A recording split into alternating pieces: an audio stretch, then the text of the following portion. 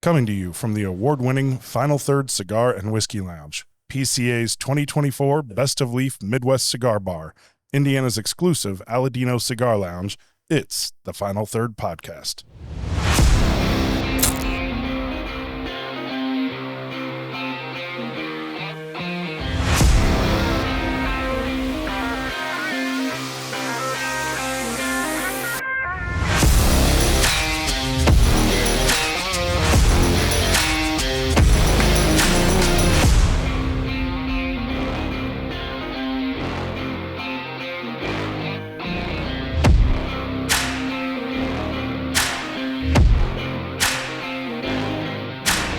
Welcome back to another Final Third Podcast. I'm Rob. I'm Will. I'm Scott, and we have a very special guest here today.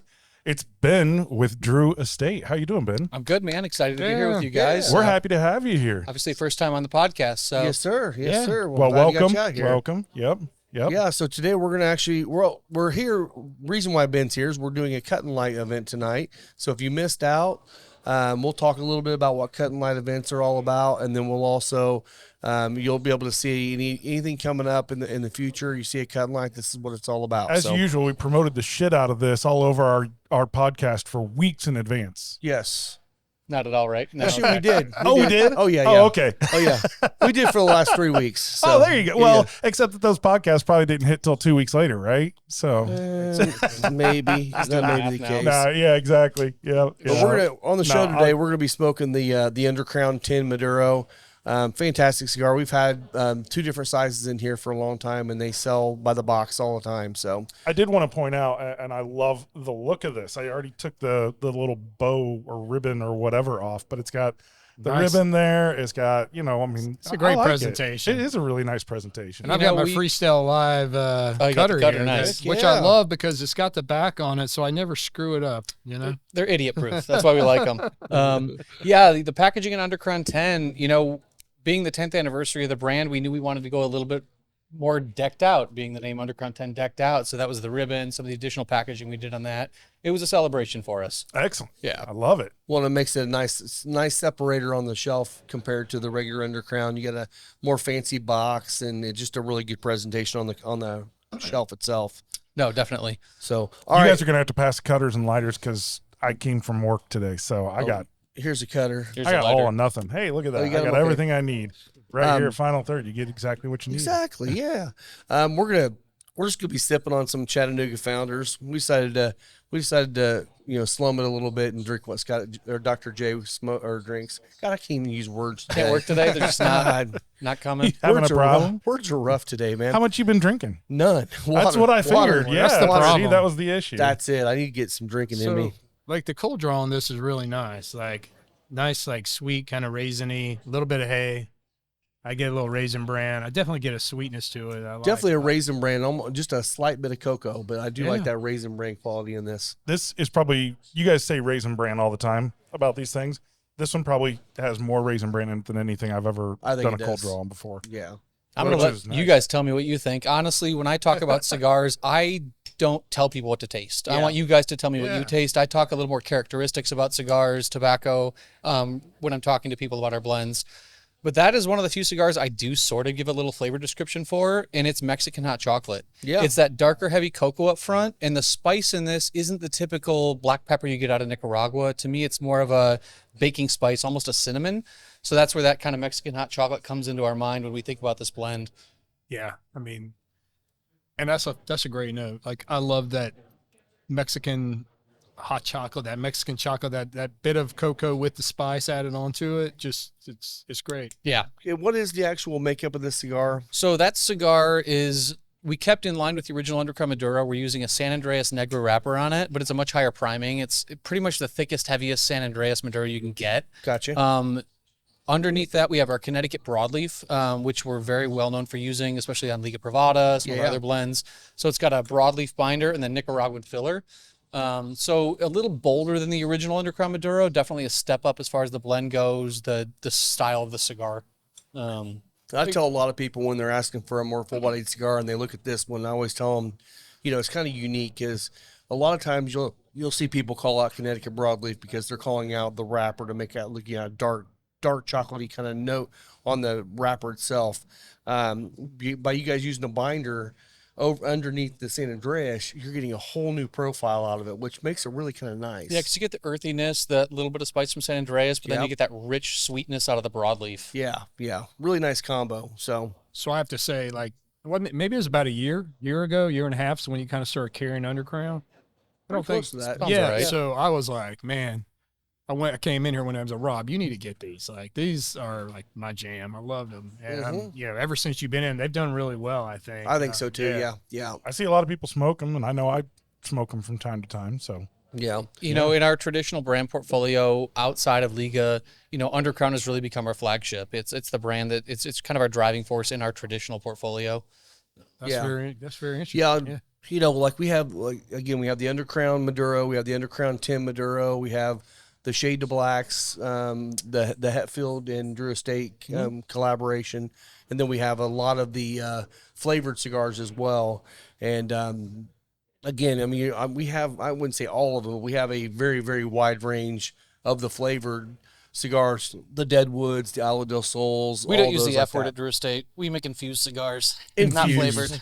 I get it. You're right. They're infused, and there is a difference between that. There definitely is. There is a difference, and that's one thing with any of our non-traditional products, from acid to deadwood to tobacco especial. One thing we are very particular about at Drew Estate is our tobacco. So regardless of what blend we're using that in, being infused or traditional, we're using the same grades of tobacco. Right. It's the same quality from the same farms. It just, we do our infusions on them. So, these are not cheap, shitty cigars we're adding a flavor to. These are nice products that happen to be, very unique. Yeah. And I would say on all the infused or flavored in our category here, we've 90% of the infused cigars are yours. I love it. Because they are the number one selling ones really around the world. I feel like the only ones that might compete to a slight degree might be like the Tatianas, but that's only because of all the flavored stuff that they put into the hookah lounges and different places like that, because they are very, very flavored. They're a totally different animal. Yeah, but there's they're a flavored. huge market on that brand. I mean, Tatiana's they move a lot of cigars. They do. Definitely a different style than ours. We have just always done our own thing at Drew Estate and come up with these, from acid to our, like I said, our aromatic line like Deadwood to Tobacco Especial. And then, even in the more traditional stuff, still some weird stuff in there like Kentucky Fire Cured. Yeah. Like, we're not afraid to try some different stuff out there with tobaccos, and they tend to work for us. Yeah. Well, so, and I know one of the lures back, at least a while back, and I'm assuming it's still the same, was you guys did not disclose kind of what your infusion process is. still don't. You still don't? Okay. I was going to ask if you did There or are not. very few people that know how that's done. I have been very lucky enough to spend a lot of time in Nicaragua at our factory, and they still won't show me. Nobody gets to see it. Gotcha. Top secret. Because that's what we tell people a lot of times, especially on the Deadwoods. It's more like the aromatic pipe tobaccos. That's more on the Deadwood side, yeah. Yeah, and the other ones obviously are a little different than that, but it's a different kind of process. The Isla del Sols, I mean, I accidentally ordered the wrong ones and got the Maduros. Right. And now people are going, why the hell didn't we have these first? Right.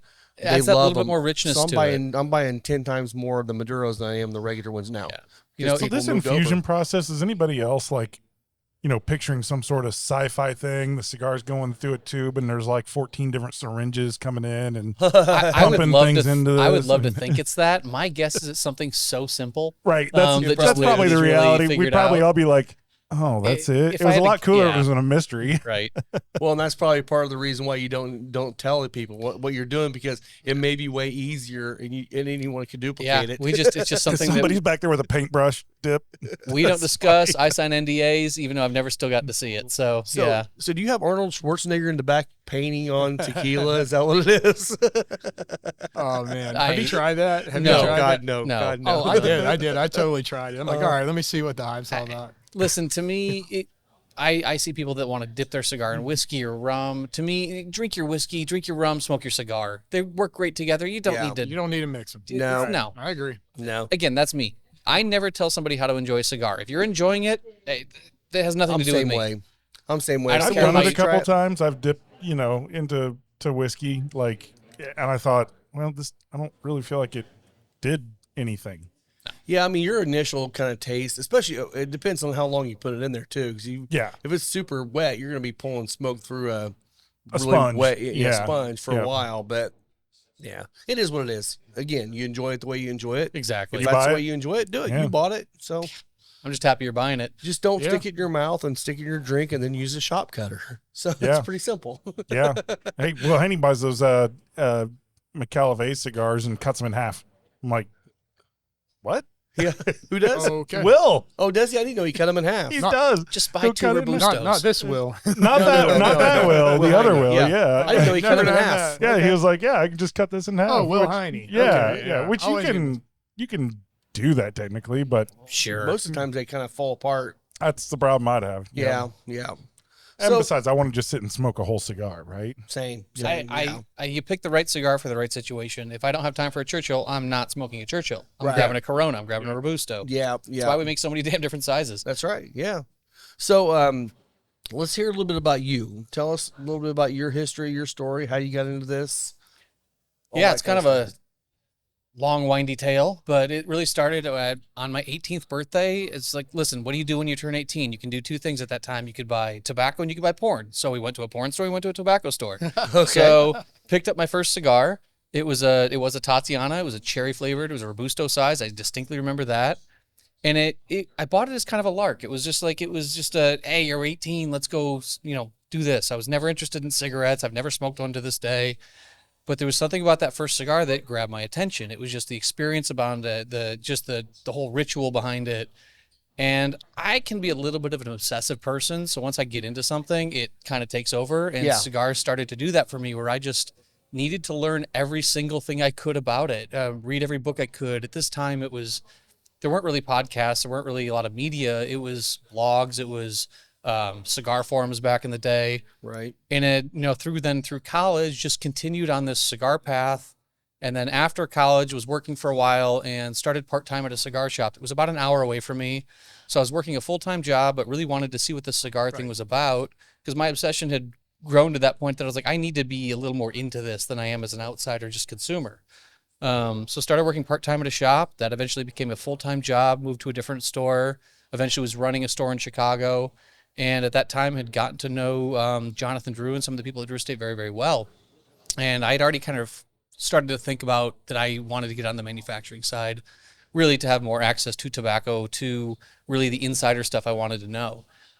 So it was really right time, right place, and they were moving some people around, and I had the right conversations with the right people. And Oh, cool. that was 12 and a half years ago. Awesome. Yeah. Awesome. So it took an obsession, took my hobby, and turned it into a career for me. So That's great. yeah. That is great. It's one of those things you can always find out so much information now about something. It's amazing how quickly you can find your way into an industry at the right time. The right thing falls into your lap, and And the great thing about it is you've done it from the bottom up. So you know every aspect of the retail side of it, right? I mean, because you've done it. And I think that definitely helps for what I do as a territory manager, because again, I'm dealing with retailers, I'm dealing with consumers. I've seen every side of it. I know the struggles of retail. I know, you're going to see through the bullshit, and that's not what I'm out here to do. So it's creating those relationships with the retailers, really working with my accounts, and it also helps that I love our products. Yeah. Yeah, that's a good thing. yeah. always. Yeah. And they're great. I mean, And they are. They really they are. really are. So I know this year at the show, the big release was the unveiling of the freestyle as the Shade to Black. Yes. For you guys, Blacken. Do you guys have anything on the horizon that you're wanting to chat about? Nothing or? I can talk about yet. Drew Okay. Estate's always been very secretive about our Always. drops and how we want to launch products, and there might be some other freestyle style stuff coming later on this year. We'll see. Good. I love that. That's actually a lot of fun. It's a really fun way for us to launch a product that is very interactive for our consumer base and our retailers. It gets people involved kind of at every level. Yeah. And if people aren't familiar with Freestyle Live, this is how we've been launching our new cigars for the last several years, which is we send out these packs of unbanded cigars with some really cool swag and basically a raffle ticket to sign up for the drawings, because we always give away some crazy prizes. And then we let people smoke our new brand before we tell you anything about it. No price points, no blend information, really nothing. It's a blind taste. And then, we do a big online reveal of what that brand's going to be. Yeah. So again, it's a way for, the consumer feels a little more connected to the brand. And they're like, I got to try this before it was even out. I didn't know what that thing was. It just said test blend or, however it was marked. So we smoked it. It was this winter. Yeah. When I got mine, and I think it was right on the tail end, right before they announced it. But I remember going outside on a Sunday morning. I looked at the cigar, and I'm like, okay, I'm gonna go with coffee with this one. So I go outside. It's freezing. It's like shit. It's maybe, I say freezing. It's still cold. It's the low 40s, upper 30s. And I go outside. I sit on the front porch and fire this thing up, and I'm like cold, but I'm like, man, I'm gonna be here for a while because this sucker's good. And Yeah, I think I texted all you guys right away. I said, "Holy shit, this thing is great with coffee!" Like, Shade to black. It's deceptive because again, a lot of people see Connecticut, they assume mild. This is not a mild cigar. No. It's really in that medium bodied category. And it's the second project we've done with the black and branding, and the first one being that little heavier Maduro we did, which is still a more medium, but a lot of people found it to be a pretty heavy cigar. And what we were realizing on the Blackened brand is we saw a lot of people outside of the cigar industry checking out Blackened. People that are Metallica fans, Hetfield fans of the whiskey. So we saw a lot of new consumers coming in trying Blackened for the first time. And I think the Maduro was pretty heavy for a lot of them. Yeah. So the Connecticut expression, I think, is a little more approachable, but we still kept with the idea of Blackened being this all Maduro product. So the binder and filler is still all Maduro on this. So it has that heavier filler style, but that Connecticut just makes it a little more approachable. But it's not a mild cigar. It's not a boring cigar. There's a lot going on with it. So how much of that do you think sometimes plays with just a person's psyche where they look at it and when they see that darker? Oh, it happens all the time. I mean, when I'm doing events, when I'm with consumers, I hand them a cigar. They're like, oh, that's dark. That's going to be strong. I don't smoke strong cigars. And there's a huge misconception between strength and flavor. And then also like really, where the strength is coming from. Right. Maduro cigars, heavier wrappers like that, tend to have a lot more actual sugar in them. They tend to be richer, sweeter, fuller flavors, not necessarily strength. Yeah, exactly. Strength being really, in a lot of ways, the nicotine as much as anything, right? Where you feel like the buzz level. Yeah, I'm not feeling real great right now. I'm feeling that cigar. Yeah. Well, I think that was a misconception because, when the Maduro first kind of started hitting the scene, heavy, everyone was trying to make a Maduro. They really were sweeter, more medium-bodied cigars. They weren't strong. And then you got some of the brands out there that were throwing in some heavy, full Lejero, Nicaraguan tobacco in there and kicking it up to kind of get that persona of it's a dark cigar, it's going to hit you. Right. And not to say, like I said, there's plenty of dark cigars that are ass kickers. But there's also plenty of those lighter ones that are still strong too. Exactly. And I like that because that's one thing, that's one of the reasons why I do the tags in the humidors because, show the strength level a little bit in there, give them at least a guide because, if you don't know anything, you're going to get in there and you're going to walk in there. If you're like, I like the mildest cigar. I want a Monte Cristo number white. Well, you don't have that one. Okay, I'm going to get shade of black. You know what? They're probably not going to have a good experience if they know that the only thing they can handle is that Monte Cristo white. So that's good. I mean, because that does fall on retail. You need to educate your consumer. You need to make sure you see that guy that's buying the Monte White all the time, and he comes out of there with an Undercrown 10. You might want to be like, hey, man, you know what you're getting yourself into here. Right. But I will say also on the flip side of that, I've got one customer, and he smokes the mildest of the mild Connecticut's. Loves it. That's his daily smoke. But he's been, I don't know if you've smoked the McAuliffe Black yet or not. That was last year's release of that. Yes. It's more of a full body. It's not strong, but it's more of a medium to full. Mm-hmm. And he smoked one at our end of the year party, and he's like, "This is great." I'm like, "Dude, I would have never expected you would have liked that." Now he comes in and he buys one box of each.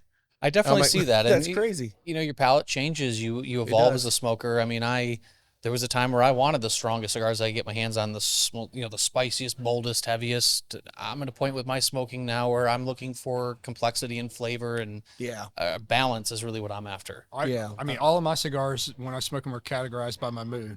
Like, where am I at? What time of day is it? How am I feeling? What am I thinking in my head? Right. All that plays into what I'm going to select and what I'm going to pick every single time. Yeah. I'm very thoughtful about every time I smoke. I just, that's what I do. I'm thoughtful at the beginning. To me, because sometimes I just don't want to think about it. I pick the cigar specifically because I don't want to think about it. Right. A cigar that has a fairly monotone note all the way through it might not be bad. I just want to sit there and zone out for 45 minutes on my back porch. And, it's been a long day at work. I had a lot going on. Other days, it's like, man, I really want to get something that I can dive into. Give me Right. something that's got transitions to it. Give me something that I'm going to try and really pick this thing apart, right? It's how much effort do I want to put in? And to your point, being thoughtful about which cigar you're going to pick to smoke. Right. Yeah. Yeah, it just depends. Am I driving? Am I going to work? Am I coming back? Who am I going to see? What am I going to do? What about is it the end of the day? Do I have to get up early? Am I not getting up early? Can I stay up a little later and enjoy something a little bit more? It's going to last me a lot longer and Well, have I know more flavor. for me when I'm Straight trying, because I smoke them all day long, and I'm not always thinking about, what am I pairing, what's my mood, whatever. I'm just going to I'm go in almost there. never thinking about that stuff. But I Oh, will say, really? when I sit down and I want to relax, I'm always the first thing I'm thinking about is, okay, what I'm going to have to drink. Am I going to have a cocktail? Am I going to have a pour of bourbon? Am I just not in the mood for bourbon? I'm going to have a soda or tea or coffee. It changes my mood of what I want to smoke, and that's something I think people need to think about, because we have a lot of people that come in here and they don't think about it. They just grab a cigar and they're like, I want an IPA. I'm like, don't think an IPA is going to go great with that cigar, but I got one that would work with that. Oh, Right. okay. And then they switch it up, and they're like, I never thought about actually thinking about that. I'm like, yeah, I mean, that's really what they're all about. No, that's definitely when like you. I smoke cigars all day. It's my job. I'm traveling nonstop. I'm in and out of shops all day. So yeah, I'm not usually doing pairings throughout the day. But in my own time, of course, there are certain things I do prefer to pair with cigars, that I'm excited to pair with cigars. And then there's those things that like I love this to drink, I love this to smoke, but combined they're terrible. Right. Some things just don't work well. I mean, you mentioned IPAs. I am a beer guy, but I don't like really bitter beer with cigars. I don't think it works very well. But then again, I have friends that will only drink IPAs with cigars. So it's Well, and that's one thing Yeah. Will does. Will will come in here and he'll get him a nice pour of bourbon. He'll start his cigar off with, and then he finishes off with an IPA usually. And And I usually switch a cigar by then. Yeah. that's Right. true. You do Yeah. switch it up with A a lot cigar. of times. I so- usually, if it's a Saturday afternoon and I come in, I'm here for a while. I'm going to have, probably 2 cigars, one smaller at the end, just a quicker smoke. But, yeah, it just, again, like I'm a huge IPA fan too. Yeah. And it really comes down to, you kind of know, I have in my wheelhouse in my head, kind of what I want to go to when I'm drinking that. But I'll tell you what, with this Founders, the chocolate, and it's bringing a cherry note out in the whiskey that I didn't get when we had it last week. I You're got right. more of a strawberry type thing going, but this is like this cherry cordial now It is now. with chocolate covered cherries or something. That's what I was It's going to say, really cool, chocolate covered cherry. Yeah. It's got that note to it. Yeah, so it's actually combo very works. nicely. Yeah. Yeah. Yeah, if again, I'm not a whiskey guy, I'm not a bourbon guy. It's just not my palate. If I am doing liquor, I'm a rum guy. So Oh, I man. typically do an aged rum if I'm going to do liquor, but I'm more of a beer and wine guy. Than Yeah, we had a anything. 7. The last podcast we recorded, which is airing this week, I think we had a Fiji rum, aged 18 years, a single barrel cask strength Fiji rum from Lost Cask, and that was It was awesome. Yeah, not one I'm Delicious. familiar with. Yeah. Yeah. yeah, it's a local group that source these barrels that have them down in southern Indiana in Oh, a okay. warehouse, and some local retailers, liquor stores have done some single barrel picks with them, and it's great rum. Yeah. Great rum. Nice. It really was. Yeah, I fell in love with rum probably. Really fell in love with it my first trip to Nicaragua. I mean, because Esteli, Nicaragua. I mean, rum is what That's you what they drink. do, Good yeah. luck finding bourbon. You're Right, not gonna. there's not gonna be that. Yeah, you find it at the duty free shop if you're lucky. Yeah. Well, you were at the trade show this year. Did you get a chance to try that Leon Jimenez rum that they were Dude, talking about I on barely stage? got out of my booth. I had was no wondering. time. I wondered. Those trade shows for us, they're crazy days. Yeah. I'll try to take a lap around the show like early in the morning before we open, but once that bell rings, You're locked we're in. selling, man. You're selling. Yeah, I don't have time, Well, unfortunately. that Leon Jimenez, they haven't released it in America yet, but I was telling these guys it might be one of my favorite rums I've ever tried. Keep an eye out on the for it. on the lower proof side. It's probably the 80 to 90 proof range. But it was deeper and richer and more flavorful than any rum I've ever tried. So I'm anxious to see that start coming in the States. But but like he was saying, we've been getting into some of these cask strength rums lately, and it kind of hits the niche between the bourbon lover and the rum lover, because you're getting all that rum flavor, but you're getting a little bit more of a punch you like it in a good bourbon. I had a wild rum recently. I don't remember. It's a different process. It was called Smith and Cross, I think, and it Okay. was definitely a really high proof rum. Sneaky strong. Yeah. Yeah. Yeah. I kettle something. I can't remember how. It was a different style of production on this one. Okay. But it was Well, very unique. You know rum, so like rum is always a little scary to me just because there's not a lot of regulation over rum. So you really got to kind of know what you're drinking to know that you're not getting a bunch of additives or a bunch of sugar and things like that. But there's really good rum and there's really bad rum. Oh, And yeah. Oh, I yeah. feel like the good rum, when you find it though, is tough to beat. Well, the problem is the lack of regulation around rum, Yeah. right? Yeah. I mean, they can put whatever the hell they want on the bottle. It doesn't matter. They can put age statements all that they want. They don't have to be real at all. So that lack of any kind of regulation there makes it a little tough, and you got to find out a little bit more about where it's coming from, who's making it, what's the the people and the company responsible for it. Politics behind rum are crazy. Oh yeah, The politics involved, the U.S. Government involved with subsidizing a lot of these companies, and they push a lot of money through.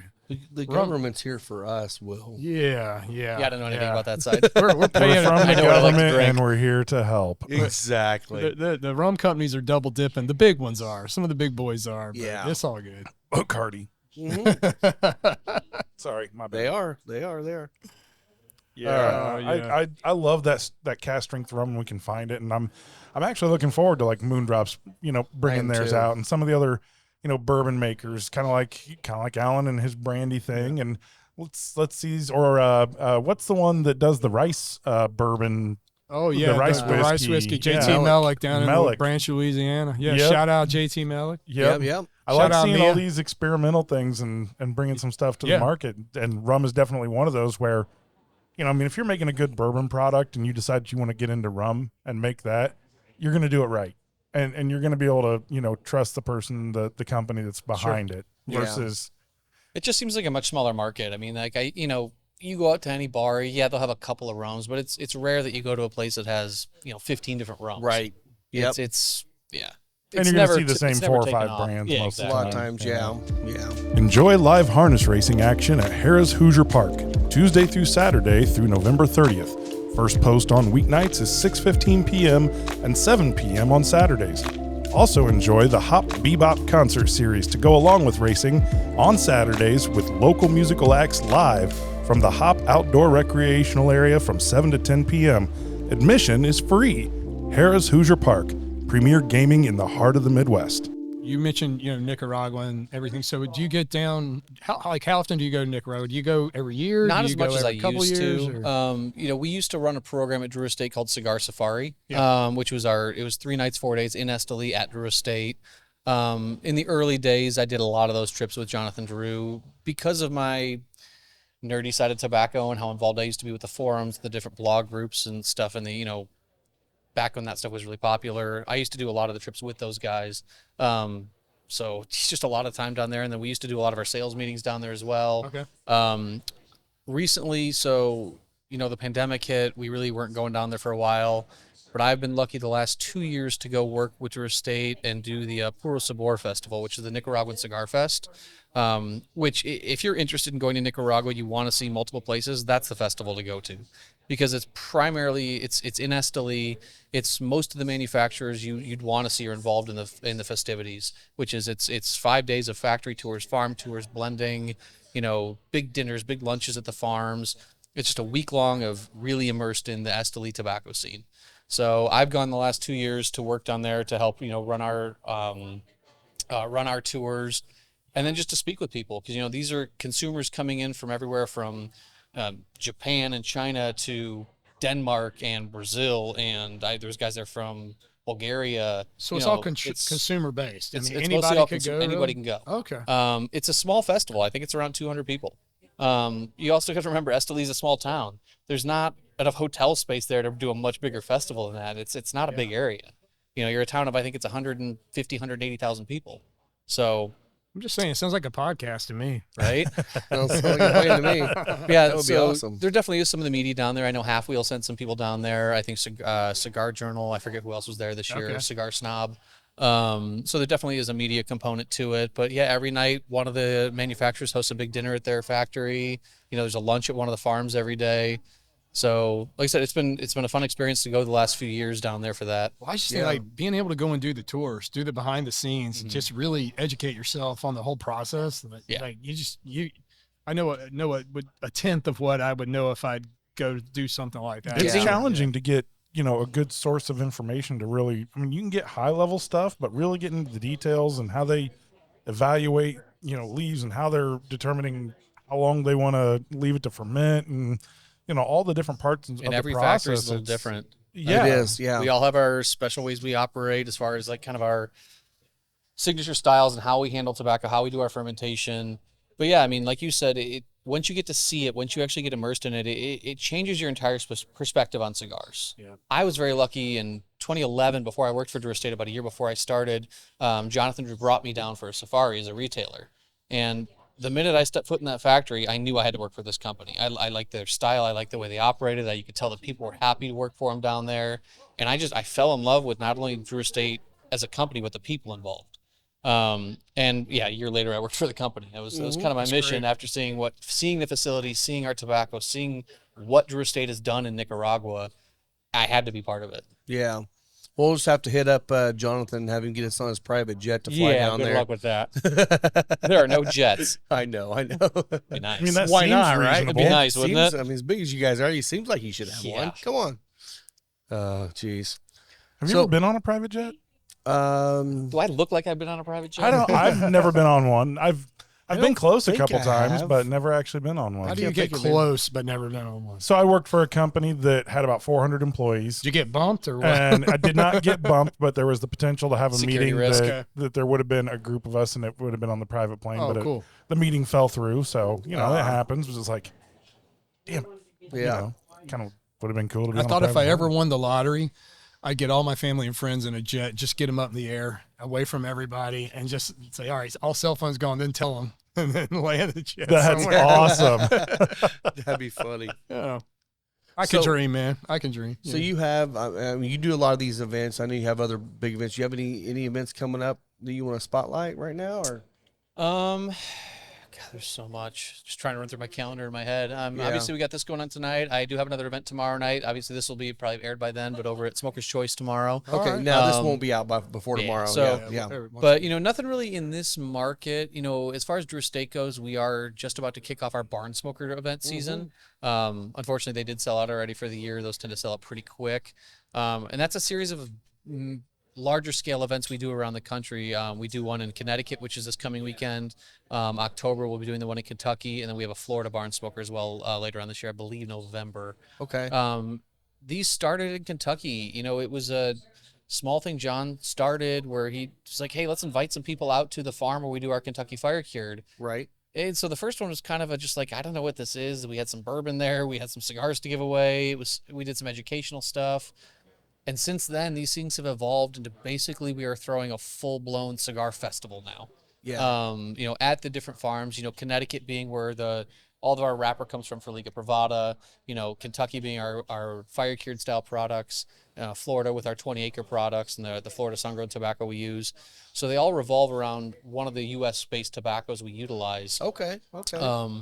And now we have hundreds and hundreds of people at these events with food vendors and liquor vendors and entertainment and a DJ and more stations than you could imagine with different interactions and different activations is what we call them. Okay. So they're pretty exciting. They're pretty fun events. So if any of you guys are out there and you didn't get your tickets this year, get on that early in the Yeah. first part of the year. If you're in, what would you say? You said up in Connecticut. Connecticut, Kentucky, and Kentucky Florida and was this Florida? year. That might change next year. We Okay. like last year we didn't do Kentucky. We did Pennsylvania instead because we utilized some stuff in Pennsylvania. But so, again, you're going to have one northeast, one Yeah, down yeah, around yeah. Kentucky, one down south. So I mean that's a good thing to know because I think a lot of people, especially cigar smokers, they're already thinking about where am I going to go this year. Right. They're excited around that first of the year. So get in early because these do sell out. Now, I do want to talk about this a little bit because Yeah. these are American-based farms Yes. growing American tobacco. My grandmother, of all people, brought over a Farm World issue to me, which is, one of these newspapers for farmers. And one of the articles in it was talking about farmers that were looking at switching from burley to wrapper leaves in the U.S. There's a fair amount of tobacco grown here. I mean, Connecticut's been very well known for Connecticut shade, the very traditional, mild, soft wrapper out there, but they're also very known for broadleaf. The farmer we work with is also doing the Habano for us. Now we have the wrapper we're using for H99, the Anniversario products and Liga Privada being grown out of that farm. Okay. Then you go to Pennsylvania where we've got some amazing tobacco coming out of there, the broadleaves. You go to Kentucky where we have the fire cured. Florida has that. Then you've got, there's stuff being grown in Wisconsin right now. We're not using it, but like you can grow, there's tobacco in Wisconsin, there's tobacco in Louisiana, there's, all over the U.S. So we've been talking about this a little bit on the podcast, and it's, the shrinkage that's happened in the American farm market for tobacco has been massive, right? As cigarettes have gone by the wayside and people are vaping and, being able to have a fine premium tobacco that is for cigars seems like it's been a bit of a challenge for the U.S. Maybe it was one of those things where it was mostly U.S. based tobacco, around the Revolutionary War times, because the shipping wasn't there the same way that it is now, right? You just didn't logistically be able to send that much everywhere. And a lot of it was just locally grown. So what is the future of, American tobacco? They're saying they go from $2 a pound in burley to $6 a pound when they're growing wrapper leaves. And they're looking at it and going, my family can now survive as a tobacco farmer. That's quite significant. Right. I don't know specifics on that. It would just obviously depend on, certain regions, certain soils do better than others. Yeah. Connecticut, we have the Connecticut River Valley, which is a very special place, the soil, the climate, everything there. But the problem is weather's an issue. Every year we have issue with hail, tornadoes, wind damage. These are slightly volatile places to grow. So maybe that's part of it is, these have never been, a lot of these areas aren't the easiest places to do manufacturing on tobacco. Yeah. As far as, especially for wrapper. Wrapper needs such special care, it has to be perfect. It can't have any issues from weather or damage or, any of that kind of stuff. So my guess is it's because of those challenges, maybe some of that kind of pulled back. And with a small market, you probably don't have a lot of options for crop insurance. Right. So you're kind of putting yourself out on the edge there and doing something like that. You have no way to financially protect yourself. I think it was last year or the year before, don't quote me, but the farm we use in Florida, Jeff Borschowitz's farm where he does the Florida tobacco, he lost the entire crop in 10 minutes due to a hailstorm. It was about 2 weeks out from harvest. It was perfect. And, the next 2 weeks they were going to harvest it. And then within 10 minutes, pretty much the entire crop. Is that the 20 acre? Yeah. So I got some of the 20 acres down at, Cigar down in Evansville, Indiana. Yeah, I love those guys, and they turned me on to that. They had me try that one. I took some back with me, really liked it. So, is that when you're saying the 20 acre farm? Is that the fire cured? No, so fire cured is done in Kentucky. So Jeff started planting tobacco in Florida. I don't remember what year he started. We originally started doing it under the FSG label, which was Florida Sun Grown. That became an in-house product just for Jeff at Corona Cigar. And then we started utilizing that in this milder blend being the 20 acre farm. So that it's a milder tobacco. I can't remember the varietal he planted. But it packs a ton of flavor. It's got a lot of flavor. It's got a uniqueness to it. There's a little funkiness to it in a very good way. Yeah. I hate to say it because it's Florida, but I do get a little bit of a citrus characteristic in that tobacco. And it's the 20 acre farm blend has become my morning cigar now. I like starting my morning soft and creamy and full flavored, and that cigar really delivers that for me. It's a little more finessed. It's got some elegance to it. But it's got that really full flavor softness. Like it's soft on the palate. It's really what I start my mornings with most days. I can't remember if I've smoked one of those or not. I haven't. I'll have to check that out. It's great. Because that's one thing I've found myself doing more is, because I am more of a full-bodied smoker most of the time, but I'm kind of backing up a little bit, going, I want to get some more. I like the full bodiness of a full strength cigar, but there are a lot of great cigars that are being blended. They're still full body, but they're more of a mild to medium cigar on strength. I want to get more of those into my portfolio and also in my humidor, so I can have people experimenting with some of those to actually check their palate. if you're getting a little bit of a head buzz, but you still want all the flavor, here's an option for you to have a little bit lower on the nicotine scale. That's going to really give you that still give you a good punch of flavor you want to pair with whatever you're I drinking. think a heavy mouthfeel can make a cigar seem more bigger, full. you know, more full. Definitely, yeah. You want Yeah. that fullness to it. You want that full flavor on your palate. You want that full coating smoke. Yeah, but it doesn't have to be a full strength or a what would be No. considered a full, you know, even a full bodied per se, right? It's a thick, rich, creamy smoke, but it doesn't necessarily have the flavors that are going to like overwhelm you. It can seem that way because you're just getting a shit ton of smoke out of it. Right. Yeah. Yeah. Well, for instance, like this, I'm smoking right now, a different cigar. I'm smoking the Herrera Esteli Habano right now. Yeah. I smoke more of this than anything we make. Okay. It's that cigar for me. It's a medium-bodied cigar, but it packs flavor. It's got some complexity to it. It's one of those, I call it my skeleton key. It's that cigar I can smoke any time of the day, any situation. I don't care if I've had one cigar or 10 cigars. This thing always hits me where I want it. Yeah. And it's because it's got that intense full flavor characteristic, but the strength is really balanced. It's really medium on that strength level. Okay. But yeah, since we released this cigar, it has been in my rotation every day. Nice. I can't stop with Herrera, and I get sick of stuff. I get bored. You know, you smoke the same thing over and over. You got to change it up. This is the one cigar that has never left my rotation. Yeah. Um, Well, another one that we have in there too, the Nortino. That's another really good That's a great cigar. one. that's definitely on the bolder side. it is it's one more of bold. Willie's stronger blends. Yep. But it's still not overwhelming. It's got a really good balance to it, but it's definitely on that earthier, Yeah. a little bit spicier, meatier side of things with the Norteño. I need to make some more room, get some of your more medium to How milder about the cigars in there. the Chateau Real? Tell me about like. So Can you talk Chateau about that a little Real, bit? we hadn't had on the market for quite some time. We just started bringing it back. It is not in what we call the retail channel. It's exclusive for a few different guys. Oh, okay. Gotcha. It's a milder blend. You know, I honestly like it's. I just got a box sent to me because I hadn't really smoked them since we released them. And yeah, it's just very mild, very approachable blend. Yeah. I haven't smoked enough of them since we re-released it to really Good. give you a lot on that one That's yet. one- Okay. You smoked one out in Carolinas or something. Yeah, I didn't picked you? up some in North Carolina That's and what I tried thought. them, and I thought they were really good. Yeah, I mean, again, Chateau's they're a a milder really- cigar, but It was one of the early blends, or early brands at Brew Estate, but I think we pulled it off the market in like 2012, 2013. So hell, that had some major age on it too. Unless You it were was one of the smoking. newer ones. this was the new. This was Yeah, the new new batch. release. Oh, Yeah, this oh, I was the new gotcha. release because I just got it this year. But yeah, I crushed those in the morning. Those Yeah, it's a were- mild to medium yeah. body Connecticut. Yep. Yeah, we do need to spend a little time on some of those mild to mediums. There's We a don't lot of really flavor we don't there, really man. smoke them on the show very often. I'm We pretty need much, to. Yeah, Yeah. yeah. I think the Shade to Black was just about the, you know, the most Connecticut one we've done in Sure. quite a Yeah. while. Yeah. Other than the what's the one from Aladino that's the that you got for St. Patty's Day? Oh, the Candela. Yes, yeah, the yeah. Candela. Thank you. That was actually way milder too, for sure. Yep, yep. But strangely, still heavier 4A Candela. Yeah, and better yeah. flavor. It didn't have that green, grassy Alfalfa, kind of thing going. yeah. Or the alfalfa. Chlorophyll. hay. Yeah. Yeah. I tell you what, I'd like to pair with this 10 is a like a nice robust like Zinfandel. Oh, I think yeah. that would Mm. be I was fun. thinking, Yeah. I was thinking a cab because Or I a love cab, cabs yeah. even Yep. more. But I'm a Gamay guy, so Oh, what's that? Tell us more. French grape. Oh, gotcha, Yeah. gotcha. Okay, I'm not real versed in wine yet. I We want start to at get wine. there. We start talking wine, then I start getting. Then you excited. start, then you start perking up. Yeah. I love Right. wine, but it doesn't love me. So. Right. I love wine, but I tend to stick more with California just because I feel like there's fewer grapes. You start getting into the French stuff, and I get lost really, really quick.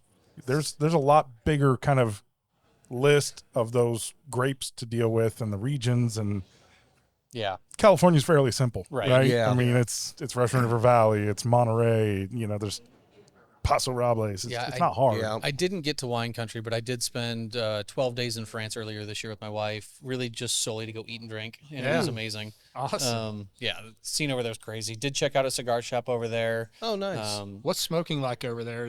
Can you do it outside? I smoked everywhere I went Oh, yeah. outside. I mean, the nice thing about Paris was, it's people smoke cigarettes in Paris. People smoke everywhere. So every outdoor cafe, there's an ashtray on every table. Nobody said a word to me. There was only one group that kind of complained at one of the cafes, and of course there were a bunch of Americans. Oh, wow. It wasn't any of the It wasn't French. even French. I'm sitting outside my Airbnb one night, just having a glass of wine and a cigar, and my neighbor came out, and just chit-chatting with her. And I was like, hey, I hope my cigar isn't bothering you at all. And she just sort of gives me this look and goes, you are outside. This is France. Why would I care? I'm like, that's the proper attitude. I like that. Oh, that's I great. like that. Can you talk to the Americans, Right. please? No, Yes, it was, that would be nice. I didn't see a lot of cigar smoking while I was over there. Only a handful of people that I came across were also smoking a cigar. But it's also expensive as shit. Yeah, It's so yeah. expensive in Europe.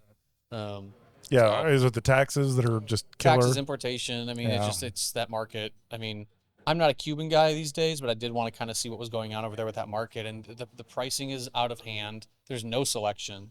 Yeah. There's nothing available. So, Well, and you which talked is great about for the- us because we're well, starting yeah. to make a lot of inroads in those markets. Man, So, there's a lot, and that's one thing I was going to say. There's a lot of brands that are starting to push themselves into the European market because yeah, and they're excited. there over isn't there isn't a whole lot of Cuban tobacco. I mean, you were talking about the field in Florida getting hit. Cuba got hit by 3 different storms that pretty much knocked out their entire supply for an entire year. Yeah. And it's like they're going to be harder and harder to get when you can't make it, when they're already making so many of them and sending them out way earlier than they should be. Now you said it, can't I get mean, them. Honestly, I'm not a big Cuban fan. lost my love for that for a long time ago. Yeah. Some of the old ones. I mean, I've Yeah, had there's some still old some ones great that were stuff. great, but you got to age them way too long before you smoke them. Are you saying communism doesn't breed excellence? Huh? That's kind of weird. That's okay. Uh, I had no idea. I know it breeds occasionally a plugged $50 cigar. I saw a Cohiba Signal 6 on the shelf in France. It was 110 euros. for a Oh my Signal 6. goodness. shit, I think the man. last time I bought one of those, I might have spent $35 on it. Yeah. But it's Well, been 10 years. I was joking with Will because Will picked up some Cubans. Yeah. And We were you were Cohibas, on yeah. vacation, yeah. And he brought him over, and I said it's funny because Cubans, you're gonna get one in every 3. It's gonna be plugged. It didn't matter if you buy a box of them. At least 1 in 3 is gonna be And plugged. I'm like, oh, these things are gonna be fine. And I fire up one, and it's great. And It's great. Chris fires up. Our buddy Chris fires up one. It's great. Rob fires up Fired one. up, mine's plugged. Plugged as shit. I'm like, you got the math right. it's just it is what it is, man. It seems like it's every time, but I'm sorry, but I'm not paying $110 and- for a cigar that and you're has a 1 in gambling. 3 chance. And Yeah. Rob, we're smoking away, and Rob's trying, man. He's Oh, I doing tried everything. so hard. He's giving that thing life support, and finally, it's just like, I said, Rob, just throw it out the fucking window. And Like, it was just- out the window. Yeah. I hate will it not 'cause- fight a cigar. Oh, I can't. I don't either. I just felt bad because this guy Oh, you bought feel it, terrible, he yeah. hands me this great cigar. I'm like, oh, great. yeah. Oh, shit. Yeah. Stuck a golf ball through a hose. It's terrible. So disappointing. It was. I don't But you think guys you're supposed to enjoyed it? use that phrase when you're talking about a cigar, Rob. I think that's reserved for. I don't think that one's on the board anymore. Oh, gotcha. Oh, do you have that soundbite? I think we used to, but I don't. Yeah. I don't think we do either. Yeah, I think it got. Oh, nope. There it is. What's one move in bed that makes a man go crazy every time? Oh, that you do? gotta give him that hawk too and spit on that thing.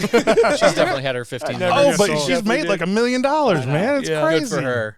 We're sitting there thinking, what stupid thing can we say that, go in our 15 minutes of fame? Come on, man. We need it. Yeah. Every time that I see that, all I can think of is that old Simpsons episode, right? The Simpsons have predicted everything Yeah. that has ever happened. And Bart saying, I didn't do it. And like everybody's wanting him to say, I didn't do it. Because he came in and knocked something over and it caught it on Yeah. video. And then he's on shows. And then all of a sudden he comes out and he's on the Tonight Show and he says it. And like, there's like 2 people that are like, Right. kind of chuckles. Yeah. And they just shove him off the stage. Congratulations, your 15 minutes are over. Yes. Yeah, I'm telling you what, I follow this girl on Instagram, Haley. I can't remember her last name, but her Instagram, man, she is just living up life right now. Like she's flying all over the place. People are bringing her in. It's insane. Like, The Hawktua girl? Yeah. Is she Yeah. really? Oh, she's, my God. she's everywhere. You need to get on Instagram and see all the places she's been. gosh. Who knows just who's bringing her into events and things like Yeah, that. $30,000 plus expenses to bring her in. Yeah. And she's like, I don't Can't know, blame her on she's that one. early 20s probably, and just taking all her friends with her. They're yucking it up. That's hilarious. Why not? I mean, at some point it's all going to go away. You hope that she puts a little bit of a nest egg away to be able to Yeah. buy a house and not, have debt and then just go do a normal life. And Nope. She's written private jets to take her friends all over the world. for now, yeah, exactly. Hey, come on, just save like $300,000. All right, go buy yourself a place because when you're 35 and nobody gives a shit anymore. Yeah. Well, the funny thing is, Yeah. she keeps going, I will not have an OnlyFans page. I will not have an OnlyFans. I said, give it 6 months. You'll Yeah. have it." Exactly. As soon as the money dries up, OnlyFans. Yeah. Hey, if you can make money taking off your clothes, more $20 power to is you. $20. Exactly. If I could do it, don't you think I would? Right. You do take your clothes off all the time. Hey, So. I just don't get paid for it. exactly. I do it for fun. How many things can you spit on? I don't know.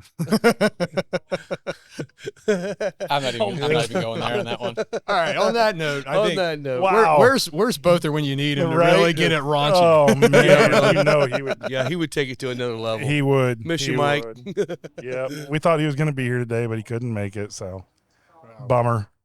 Yeah, that's all right, man. Yep, all good. All right, so what else? What else we got to talk about this week? Oh, I got something. So obviously, Rob, you and me and Will talked about this, and then we talked about it again last night with Mike a little bit, and we wanted to get some user feedback. So if you're watching this, we want you to comment and give us feedback. There is consideration of a membership program for the final third, and we're talking about details. We're not going to put anything out there right now, but what we want to hear is if you have ideas of what you'd like to see from a membership program here, and just treat it as the sky's the limit. You know, obviously there's going to be ideas thrown out there that are never, ever going to happen. Right. But, you know, if you got something that you think, boy, I would really, appreciate a program that allows me whatever, something, and you'd say I would be a member of the Final Third Cigar and Whiskey Lounge, let us know. We want to hear and get some ideas so that maybe we can get something off the ground before the holidays hit. That's what we're hoping. And it's one of those things too, like I never like to just say, okay, I'm going to go to the cigar shops that do it well and I'm going to copy what they're doing. Right. That's fine. A lot of the memberships includes a locker and all that stuff. We don't have locker space here, so it's not going to include a locker, at least not anytime soon. But I want to do something a little different. If we do something a little bit different that maybe not anyone else is doing, anything's going to be at least thought about before we do it.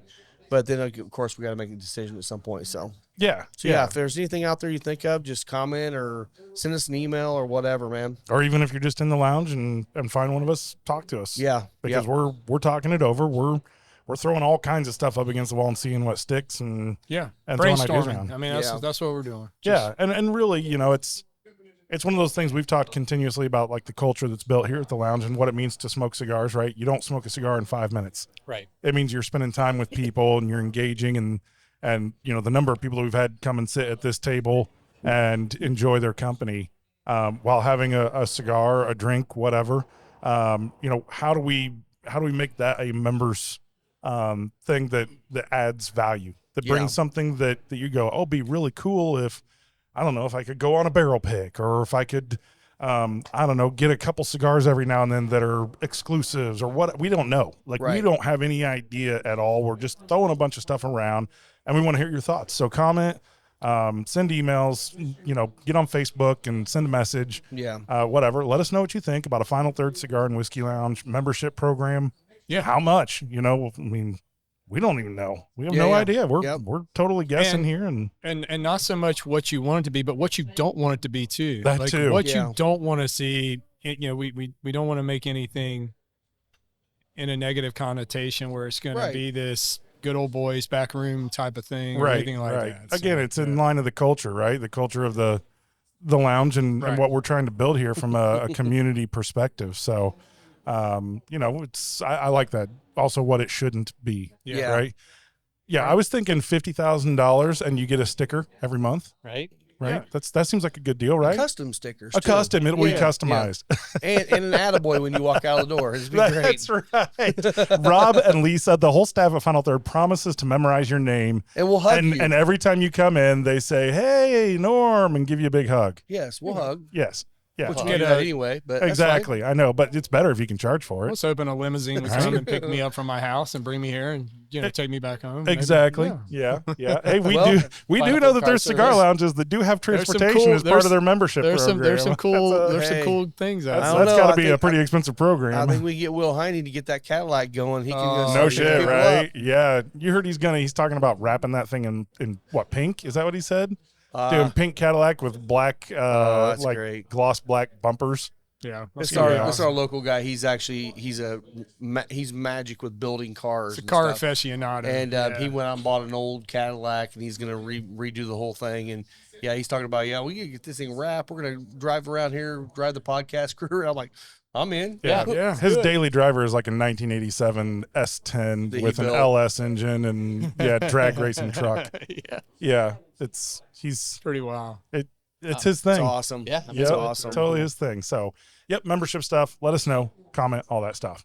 So speaking else? of Yeah. somebody that likes different things, what are some of your other hobbies besides this? Obviously, this is your job too. Yeah, but I mean, it is a cigars hobby are, too. It is a hobby still, but outside of cigars, I did mention I am newly kind of really getting into the wine scene, especially like consider like the natural wine scene, basically low intervention wines that people aren't fucking around with, no additives, just very traditionally made. Yeah. A lot of stuff out of France. But that's a lot of U.S. stuff too. I've got a bunch of friends I've made up in Traverse City, Michigan that are doing some amazing wines up there. There are some good ones up there. But outside of that, I like to camp. I like to backpack. I like to hike. Don't get to do it as much as I want because my travel schedule is crazy. But when I can, I like to get out in the woods. I like the mountains a lot. And then during the pandemic, I started rollerblading again. Back in skate parks, stuff I was doing when I was a lot younger that I should that's not be cool. doing now because it hurts a lot more. But I'm trying to get out and do a little bit of that, get a little more active again. All right, cool. I love rollerblading, but I think it's a lot better when you take the wheels off and you replace it with a piece of steel, And and then instead of being on like concrete and stuff, you throw some water down and Oh freeze yeah, it. I've heard about this. Yeah, I've and heard then you about that. slide across with that on. Yeah, you know. rollerblading's never been the most popular sport. I never cared. It was just something I loved, and I've met a crew of guys in the Chicago area that are doing it as well still, and yeah, kind of bunch of older guys, like, well, not older, but for that sport, a little bit older guys still out there doing it. yeah, So having fun with that. that is cool. I'm ready to pick up an old guy sport. I'm gonna go out and give my hand at disc golf. There you go. Yeah. Yep, That's a throwing fun a one. frisbee and Yeah. walking. Yeah, So it's that's good. Yeah, It's good. See, we'll go out as old guys and play, and then I'll take you out with some of the young guys around here and watch how far they can throw it. It's stupid. It's sure it It's is. absolutely stupid. Yeah, we got a lot of disc golf courses around here. Like do. when you start Indiana's a talking about ton. it, and I started thinking about doing it, and I still haven't been out and played yet. But you drive by and you're like, "Holy shit! There's a disc golf. Oh, there's another one. And there's another one." I haven't played since college. I Oh, used to love it. We I used to love play a it. ton in college. I haven't played a lot this year, but I've played a lot over the last 10 years probably. Yeah. Oh, wow. I think love I've- it. I think I've only played once or twice. It's a blast, man. And that's the thing is like right here where we are, I bet you can probably there's at least 20 or 25 disc golf courses around here, and there's only I think 2 of them that are pay to play. Oh, wow. The rest of them are just free. You Yeah, they're just out buy there. your discs Clubs and go that out and go out play. and take care of Yeah. it, and park Yep. systems, and now not disc golf, but regular golf. I haven't played yet this year, and I'm going to play in a scramble next week for work. Oh, nice. Yeah, I have to go for 1 day of quarterly business review meetings. The day before, I'm going to play golf, and that night after the meetings, I have to go see Motley Crue at the Iowa State Fair. And then golf the next day? No, the Oh, golf is okay. before, then Oh, some geez. meetings for like 6.5 hours. Yeah. You're gonna be able to walk go for out, 2 play, days. Exactly. I go out and I play golf, drink a bunch. Then we're supposed to meet up at a bar, drink some more, then go to meetings in the morning, and then go see Motley Crue. Sounds like a great day to Sounds me. like a good day Yeah, to it's me, not yeah. bad. It's yeah. So that'll be fun. That would be fun. Yeah, I'll be curious to see just how Motley Crue does, because Yeah, I think Vince has kind of lost some of his vocal range that he once had, and I think that's kind of what the common thread is with them. But he still can pull it off.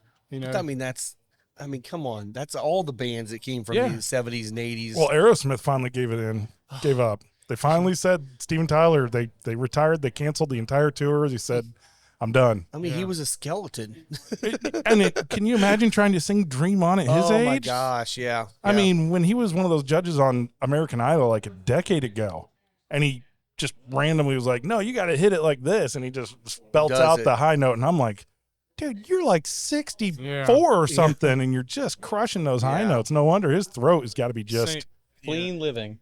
yeah. All those guys. Yeah. Oh yeah, yeah. Right, yeah. right. Well, that's why Led Zeppelin, never toured, in the last 20 Oh yeah. plus years because Robert Plant just refuses. He just can't. He didn't have the vocal. No, Yeah. he'd probably have to be like, "Okay, guys, we're gonna drop this by like 5 keys to be able to Slow it get down it a right. little bit. Slow it down, and yeah. I mean, it's hard music, man. That was really aggressive stuff Yeah. back in the day. I won tickets through a radio contest like I don't know, maybe it's like 2 or 3 years ago when they were playing. It was like them, Def Leppard, Poison, Joan Jett, and they were playing at. Wait, they still do radio Lucas. contests? I don't even listen to radio anymore. I don't didn't even either. know. It was like in a box, and I just threw my name in because I was working at the place, and the radio station called me, and I'm like, How'd you get my number? who is?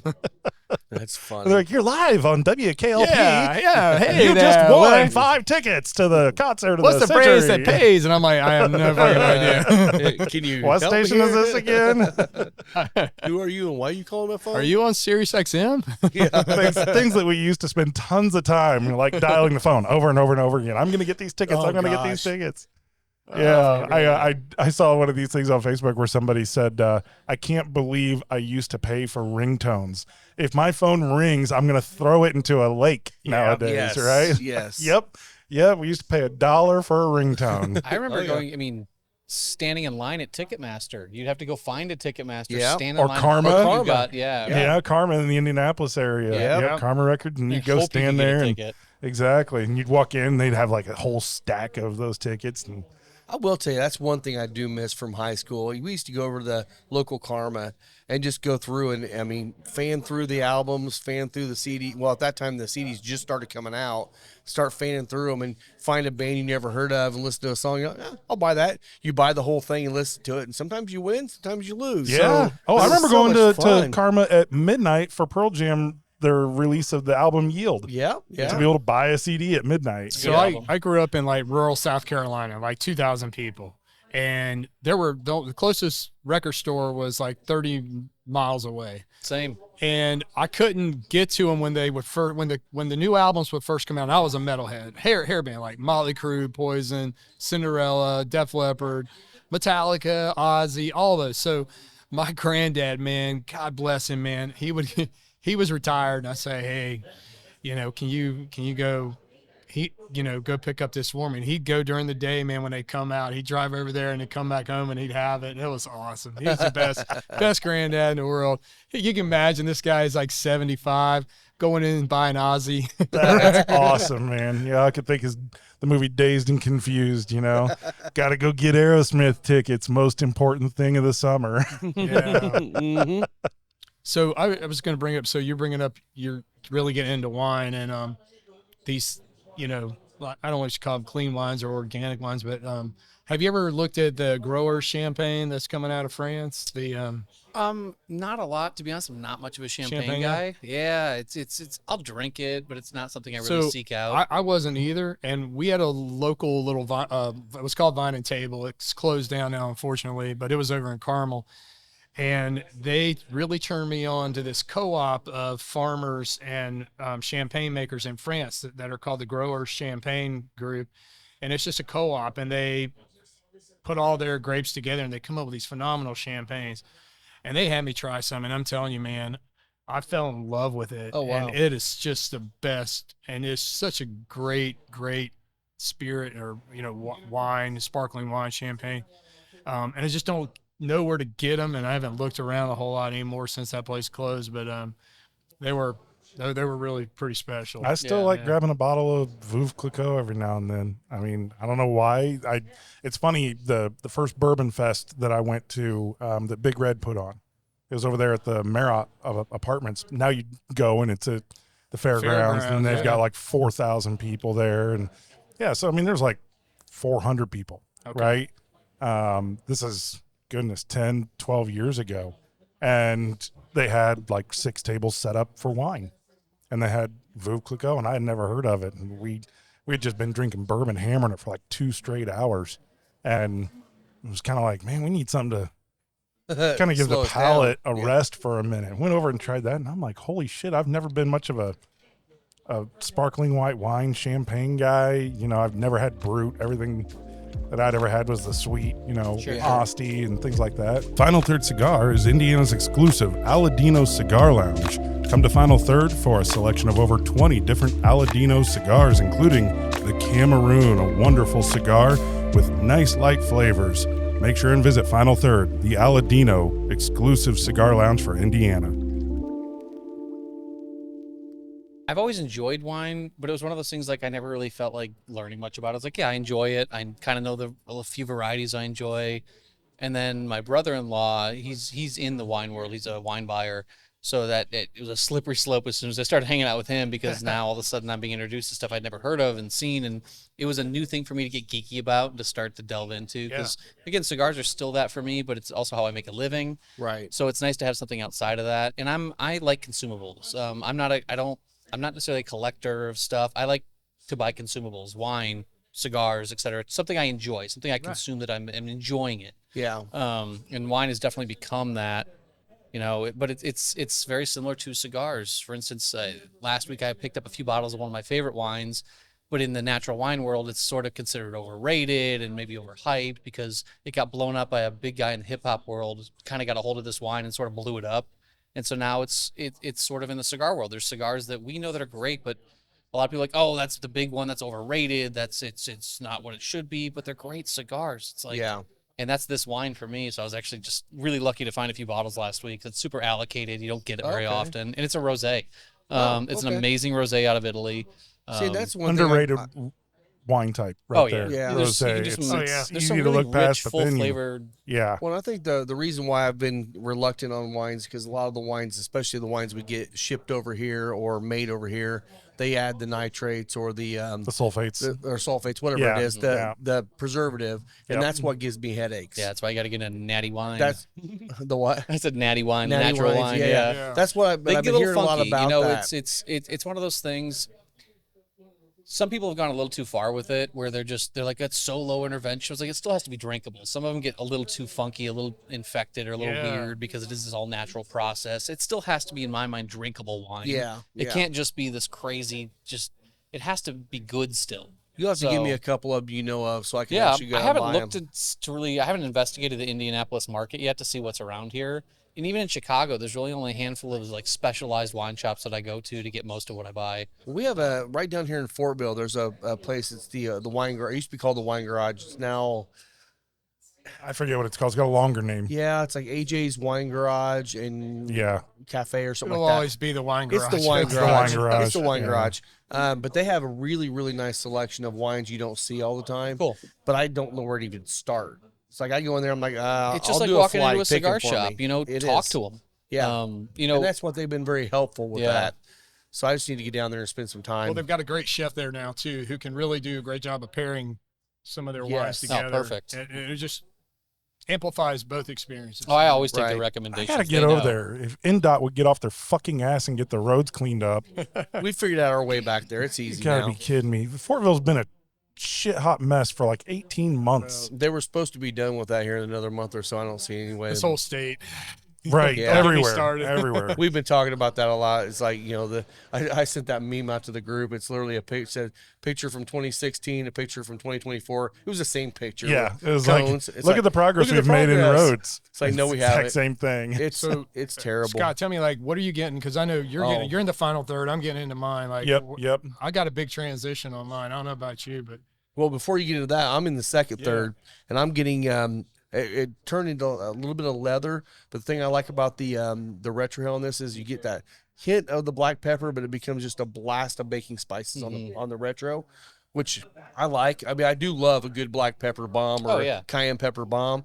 This is not that. It's more subtle, but it's also a lot of different baking spices in that. So I'm getting, it's really interesting, what I would call a very light leathery note to it.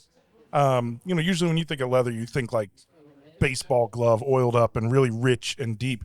No, this is kind of that soft, light note that's actually really, really nice. It's odd. I thought it was fruit at first, but it doesn't have that fruity element to it. And I wouldn't expect that in the final third of a cigar, to have fruit at all. Right. Let alone something that's a light note or a high note that I'm picking up on. I mean, obviously you get a lot of the deeper notes starting to come through more and more the deeper you get into it. But that was one you said that and I went and took a puff and I'm kind of like, that's like a light, oily, leathery note there. yeah, I feel like in the second third, the spice picked up a little bit for me, and then it kind of transitioned to this real, like, toasty.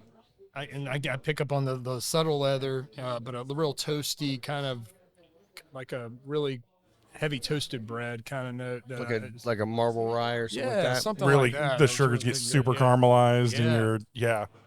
yeah. I could definitely see that picking up on it. It's kind of weird because I just would have thought it would have, gone down into black pepper and things.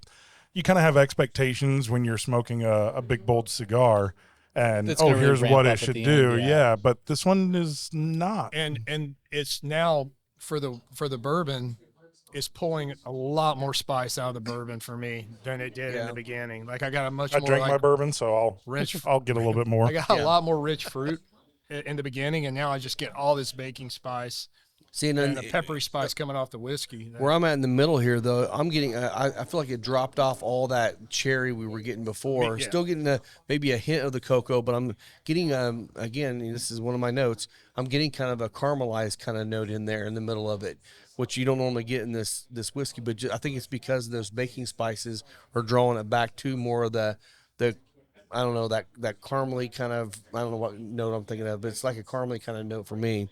Yeah. But I'm very susceptible to the caramel notes. I like Okay. that a lot. No, I mean, you guys described it very, very well. Well, we try. Yeah, right. Yeah. I mean, we all know it's bullshit. Like, we don't know what we're doing at all. Well, we so. are the authority of cigars. Right, the authority. Right. Just go ahead and write it down and put Shout it out. inside the box. That's what it is. Yeah, Hey, if we we say it- try not to take ourselves too seriously. Hey, if we say it enough, it's going to become real. That's true. That's true. Yes. I am absolutely getting pumpernickel bread out of this. I promise. That's what it is. Exactly. Yeah. Some of those reviews where you're like, I just counted 47 flavor descriptions in this review. Like, come on, guys. Yeah. You're really stretching. Yeah. Look, if you're getting over 3 or 4, Yeah. I'm kind of like, you're digging. But the thing about that is, no, 47 notes. I know you're exaggerating a little bit, but not No, I'm always. not. But you get all those different notes. But if you got 10 different people in the room talking about them, You're gonna get 'em. It's actually a memory of a flavor, not a memory of what you're trying to share with everybody else. So Again, you that's can get kind of why I different notes. said I don't really talk about flavor when I discuss Yeah. a cigar with my consumers or retailers. Because again, you're going to taste something differently than I do. My palate's not your palate. Well, and as soon as you say a flavor, they're going to go, oh, Right. yeah, I get I that get because that, yeah. it's in your head. The opposite. They don't taste it and they're like, well, I don't know what I'm doing now. I don't know exactly. That's the other side true. of it. Yeah. Yeah, Never I don't tell know. somebody what they should taste. This is going to sound silly, but going in the Jackie Zycan mode when I'm trying to describe that light leather note, all I could think was I had one of those suede jackets when I was in like 7th grade because That's you what know, you had in that's 7th grade. that's what you had. Yeah, you had a so brown cool. suede jacket, and kind of how that brown suede, that soft, mildly tanned leather. Yep. That's kind of, I was like, man, like that's what I was thinking of when I was puffing off of this. Again, most of what we think about for flavors are really aromas we remember, experiences Yeah. we remember. Yes, exactly. A taste we had once, a smell we had once. Because people are like, this tastes like earth. I was like, listen, most people haven't eaten a handful of dirt. Right. But you know what earth smells like. You know that experience. Same with leather. That doesn't mean I'm chewing on a baseball glove, but when I Right. say that, you know what I mean. Yes. Yeah. Yes. Hey, if you live in the Midwest and You you, probably chewed on don't, some I butter. mean, You've chewed on your you, neck. it's as soon as it hits springtime and they start tilling those fields, and you just, oh yeah, Yeah. that's great. And people from the coast come in and like, what the hell are you smelling? The dirt. Yeah. It smells great. And they're like, you fucking weird. Yeah. Yeah, I am. I'm a Midwesterner. We're surrounded Smells by like it's corn, going to be yeah. a good year of Well, corn. That's Yeah. 100% right. When you say leather means something different to everybody. Everybody. Yeah. Yes. Yeah. Yeah. I mean, for Rob, it means assless chaps. Exactly. Right. So, Exactly. yeah. That's yep. I mean, I only wear them around you, buddy. It's fine. I was thinking he has like leather that he bites down on when Lisa's going to town. I'm not here to Bum, kink bum, shame. so- bum. Is that what his Lisa looks at you and says, "Hey Rob, bite down on this. You'll be fine." Bite the chaps, baby. I'm almost home. Yes, Yes, you yeah. did hear You don't want to hear anymore. That's right. I know you might not want to be in on this one, Lisa. Yeah. You're right. Yeah, this will be the one Lisa's like, okay, guys. Oh, yeah, that was coming. Yeah, absolutely. Well, a quick update. I've been seeing Alan Bishop down at Old Homestead, right? Yeah, Old Homestead. He has been distilling like crazy already now. And he has been harvesting his wormwood Yeah. for his absinthe. And, By hand into a by 5-gallon hand. bucket. Oh, and I already told him, like, dude, I want to come down. I want to be a part of the experience. He's like, come on down. So I'm going to try to get down there to see the experience of distilling absinthe because I love absinthe. His nickname is the Alchemist of the Black Forest All in right. Indiana, Yes. and he Sounds like is a a character. true alchemist. Yeah. He, I was gonna say, if you're a wine guy, do you do brandy at all? Cognacs? It's a winter drink for me. Yes. I do like brandy and cognac. And again, it is definitely a cold weather beverage. Yep. Yeah. Grew up in northern Illinois, near Wisconsin, spending a lot of time in Wisconsin. Brandy's a drink up there. You go to Wisconsin, you order an old fashioned, you're not getting bourbon, you're getting brandy. Really? Mm-hmm. I had some. We did an event in Wisconsin about a month ago, and I had some guys up from Miami that were coming to do the event with me, and they ordered an old fashioned. I said, you're getting brandy, right? They're like, why would I get brandy? I'm like, you're in Wisconsin. Yeah. They couldn't believe that, but that's the thing. Well, I've made old fashions with our brandy picks. We did. Did you? And you have to cut the simple because it's a little bit too sweet, even though the brandy we have is 141 and 148 proof. It's a sweeter drink. But it's still sweet especially when you add the sweetness to it, the cherry and all that to it. But Well, it does make a good old fashioned. and Indiana historically was a brandy state. I mean, Yeah. back in the 1800s when you were old time distilling, you distilled what you had available to distill. Okay. And in southern Indiana, it was Apples. apple crops. Oh, Yeah, sure. apple brandy. Yeah, And that's a lot of the history that Alan Bishop brings to distillation is, what do we have locally in Indiana that is historically been distilled that he likes to spend a lot of time with. Absolutely, yeah. Can't wait for the sunshine. Oh man, I can't wait either. Yep. So the sunshine. So what he did was he took sunflower seeds and malted them, Okay. and he's creating a moonshine based on sunflower seeds. So he calls it sunshine. And honestly, I am intrigued. I'm interested. I am very intrigued. can't But wait. it's going to be funky and crazy. Oh. Yeah. I just- Knowing Alan, yeah, Oh, that's what he does. I can't wait to try it. So I'm excited. We're excited about everything you're doing, Alan. So Keep up the good work. keep it up. We'll what be else there we to buy got? it. What else we got to talk about? We can cut this short and get started on the event, or we can keep chatting and smoking. Well, and we drinking. do need to ask Ben. Like we ask a lot of people Yes. to come in. Tell us your 3 cigars in this order: your everyday smoke, your kind of middle echelon cigar, and then a real special occasion cigar that you would rarely, maybe once or twice a year, go after. Interesting. And it can be your brand, or Yeah. it doesn't have to be. anything. Yeah. You know, I did mention my go-to everyday cigar is Herrera Esteli Habano. Every day, doesn't fail. I've got at least one Herrera in my lineup. Yeah. It's funny. It's a hard question to answer for me because I'm very, very lucky in my position in this industry that I can kind of get my hands on what I want to smoke. Okay. So I'm more the person, as far as you mentioned, like the special occasion cigar. I'll make the cigar the special occasion. It could be a random Tuesday night, and I'll smoke the craziest cigar I have, just because that's the experience for me. I don't necessarily need that. It doesn't need to be New Year's Eve for me. It could be a Tuesday night. Right. In our portfolio, if I want to go something a little more special, it is going to be in the Liga Privada line. It'll be something like our Anniversario, the Liga Privada 10. Outside of Drew Estate, because I do smoke other cigars. I love our products, but I'm a cigar smoker. There's plenty of other stuff I smoke. If I'm going to go for something pretty special outside of Drew Estate, probably going to be something in the Padron series. I do like the like the 45, the 46. I forget which one specifically. Yeah. But I do love what Padron does. Trying to think, what was the other one you said that was the Well, just more of a middle echelon, but like you said, you have access to a lot, so it's I am probably lucky in that, so it's a hard Yeah, question for I me to know. answer. Because I do get to smoke a lot of very good cigars. Yeah. I'm very lucky in that. So Well, the nice thing is, with you being a rep and a lot of the other reps in the industry, you could do a little trade mix there's and always matches some and cigars stuff going like back that. and forth. So Yeah. it's always definitely. fun to be able to see that. I've seen you guys do that before. Oh, yeah, we that's definitely pretty cool do. to be able to do it. but no, listen, there's some very good cigars on the market. I mean, and for me too, again, being in the industry as long as I have, I like to enjoy cigars from people I like. So certain cigar makers that I have good relationships with, that I like how they look at tobacco, I like how they blend, I like their process, I like their style. So I tend to go after a lot of manufacturers that way. The guys I really respect in the industry, I like what they do with their leaf. So for me, a lot of times it's the people behind it almost more than the cigars sometimes. I agree with that fully because that's one of the things I do here is there's cigars I don't have in there specifically because maybe I just don't like the rep, or I don't like the can people happen. behind it, or whatever. It's like, they're great cigars, no problem with that. I mean, that's one of the reasons why we brought you in, because you came in here and I met you, and I'm like, hell, he's one of our guys, And, I was already buying some of the stuff from Drew Estate from our broker. I'm like, why did I do that? I'll buy from you, and you get the benefit out of it instead of the broker. Oh, I appreciate it. No, but that's the thing. It's like, I buy from people. Yeah.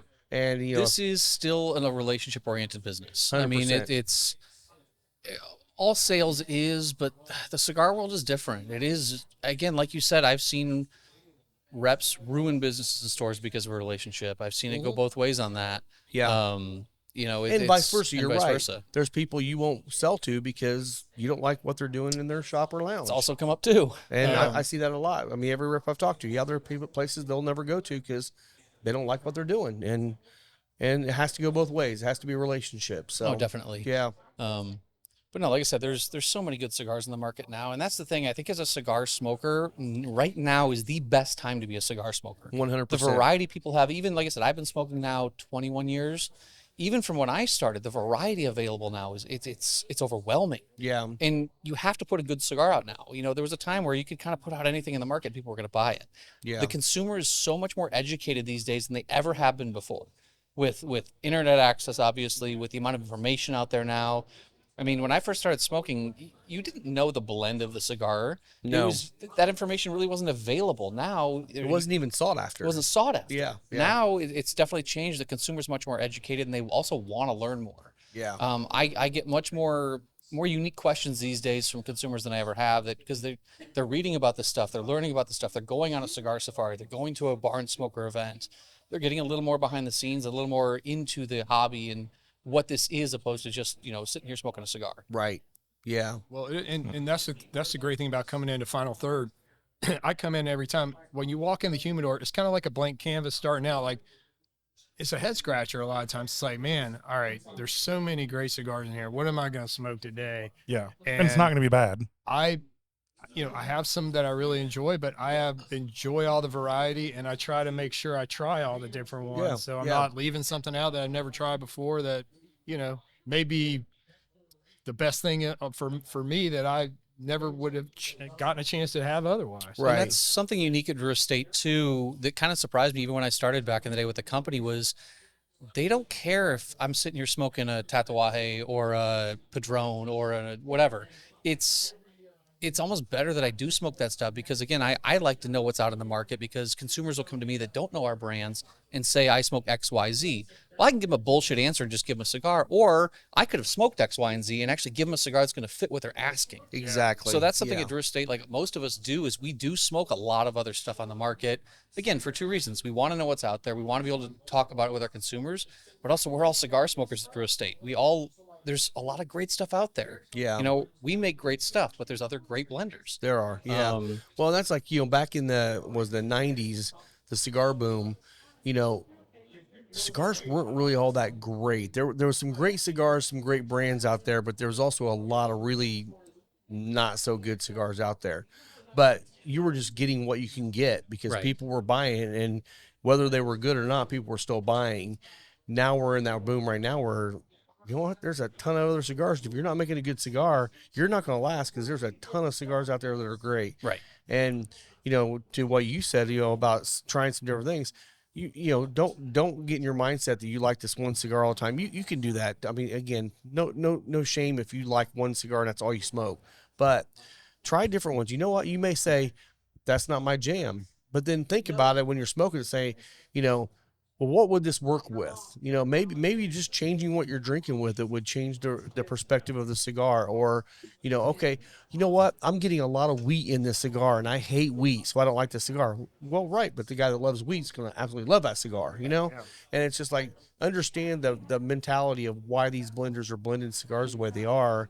They're not blending everything for your palate. They're blending it for a wide range of palates, and there's nothing wrong with that. It's actually a great thing for us. We say it all the time, right? When we're talking about cigars, we're talking about bourbon. Yeah. Like, it's great. Go out, get your favorite cigar, get, a special cigar that might be really expensive, Yeah. but don't hesitate to get out there and try new stuff. It's Yeah. going to be a lot of experiences that you could have. And I get it. I come in here and I'll say probably 40% of the time I'm grabbing a knuckle sandwich. Yeah, Right? yeah. It's just, I really like that cigar, but I want to explore. And so the other 60% of the time I'm coming in and grabbing different things, checking them Yeah. out. Yep, absolutely. You know, something, if you guys are familiar with Steve Saka, he used to be president of Drew Estate. He's got his own company now. One thing he told me early on that really resonated with me as far as like cigars at Drew Estate was we don't want to make a cigar everybody likes. If you're making a cigar everybody likes, you're not making that one product somebody loves. Right. And if you look at the diversity in our portfolio, I mean, listen, I don't smoke everything we make. No. You know, people that are like, oh, I love Drew Estate, I love your whole portfolio. I'm like, that's a wide breadth of stuff you're talking about here. We have such a variety. Yeah, I don't believe I don't that really either. ever believe. Yeah. I'm like, I don't even smoke everything we make. That tells me you don't know everything that they make. But also, people are surprised. Like, listen, I am a traditional smoker, and we make a lot of non-traditional product. But for me, the way I look at it is, listen, I love a steak dinner. Sometimes I want a bowl of ice cream, and that's a Deadwood, that's a Tobacco Especial, that's an Acid, that's that completely different style cigar where it's just a completely different experience on my palate. Yeah.